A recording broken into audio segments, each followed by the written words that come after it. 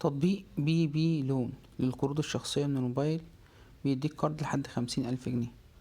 تخيل تبقى واخد 300 جنيه أو 380 جنيه وتسددهم 600 جنيه بعد أسبوع، ولما تتأخر عن السداد أو يحصل أي مشكلة تلاقي كل جهات الاتصال بتاعتك بتتصل بيك، بتقولك ايه يا عم، ايه المشكلة اللي انت فيها دي؟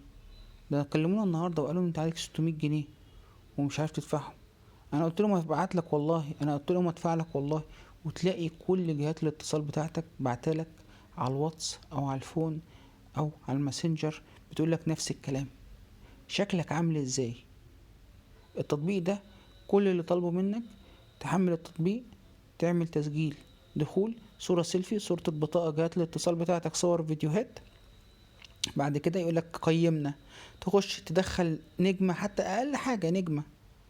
وبعد كده يقولك تم رفض الطلب بتاعك، هو سرق اللي هو عايزه. بعد كده بقى يبتدي يتصلوا بيك بنات مش محترمين، صبيان، يقلوا ادبهم، يقولك لو ما سددتش، رغم ان انت ممكن تكون مسدد في التطبيق، ورغم ان انت ممكن تكون دافع بس ما سمعش عندهم، يتصلوا بجهات الاتصال بتاعتك ويقلوا منك جامد جدا. كل ده ليه؟ انت اللي عملت في نفسك كده، معلش. انت عشان 200 300 جنيه تدي بياناتك كلها، تليفوناتك كلها، طلعت كل الداتا اللي فيه ببلاش، وفي الاخر هم اغلب الناس ما بتاخدش قروض.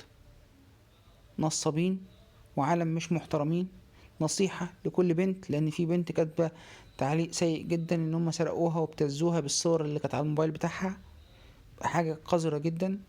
اتقوا ربنا في نفسكم وما تبيعوش بياناتكم ببلاش.